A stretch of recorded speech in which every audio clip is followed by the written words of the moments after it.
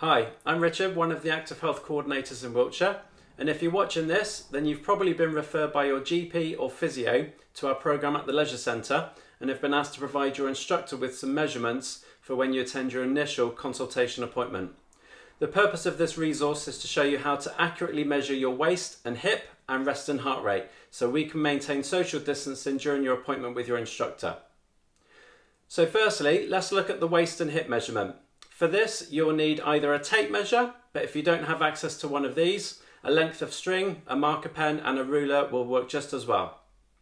In addition, take off any bulky items of clothing, so although you don't have to do these on the skin, you can do it over a light t-shirt for the waist, but remember to do exactly the same when you come to take it again after 12 weeks for consistency and improved accuracy. Also, take out anything from your pockets of your trousers or shorts, as this will affect the hip measurement.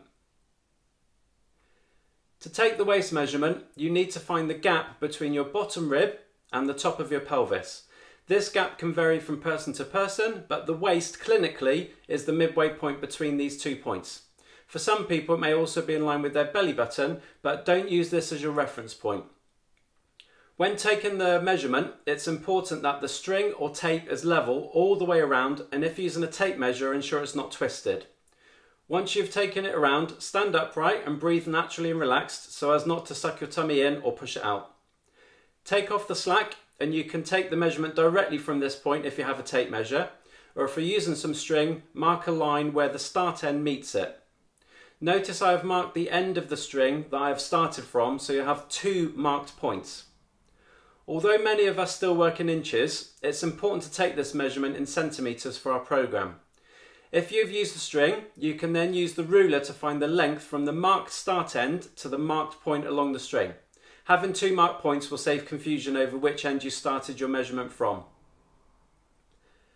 To take the hip measurement, you follow the same principles as the waist.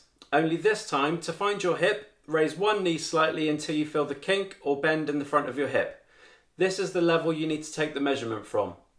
Again, ensure it's the level all the way round, and as with the waist, you can take the measurement directly with the tape. If you're using the string, again, it's probably worth using a different colour marker pen to the previous measurement so you know which mark point to measure the ruler on. You should now have 2 measurements you can record. Ideally for our health, the waist measurement should be less than the hip measurement, but don't worry if it isn't at this stage. This may be something for you to work on during the 12 weeks. Finally, we come to the rest and heart rate. To measure this, it's best if you've been sat down for 5 to 10 minutes in a relaxed manner with no stimulation from external sources such as a recent cup of coffee, with the TV on, interacting with your phone or computer, etc. To find your pulse, you're going to use the radial artery located on the underside of the wrist on the thumb side. Use your first 2 index fingertips to gently press on this point to feel your pulse. Once you've found it, you then need to count the number of beats that you feel in a 15-second time period, and at the end of this time frame, you'll need to multiply your result by 4 to give you your beats per minute. A typical rest and heart rate will be between 60 and 80 beats per minute. Some medications for certain conditions such as beta blockers can also affect this, so if you're prescribed this, you may see a lower heart rate in the 50s. Also, people suffering with stress and anxiety might also see a rest and heart rate maybe in the 90s.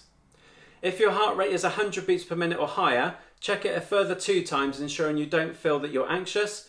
And if it doesn't fall below 100 and you know of no reason why it should be high, then you should seek advice from your GP as to what might be causing this before you start the Active Health programme. Add this to your record of results and you'll now be able to provide your instructor with these 3 figures. You can also keep a note of these, as you'll be required to do them again at the end of the 12-week programme, so it's a great way to monitor the progress you have made and see if you can get any reductions in the 3 measurements. Good luck with your programme, be sure to stick with it, and we'll see you at the Leisure Centre very soon.